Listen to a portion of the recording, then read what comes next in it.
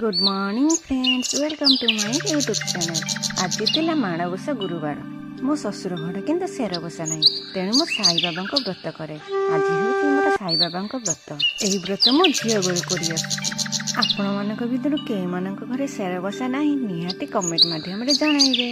पूजा पाठ सरला मुझे खाई टिफिन मोर निमिक मिठा आउ टिके कॉफी स्नैक्स सरला सकाल टिफिन करदे पिठा छेना पुटलार कषा। जेहेतु मोर आज उपवास तेणु आज मु बिना पियाज रसुण सब कर टिफिन सरला दी बहर लगी बाबा टिके प्रसाद करदे आउ टिके खिचुड़ी और डालमा और राति करदे पूरी को आलू कषा जोटा पिला मानक बहुत पसंद।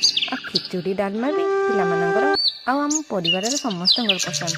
वीडियोटी भल लगे लाइक शेयर सब्सक्राइब निश्चय करेंगे। रहिले जय जगन्नाथ।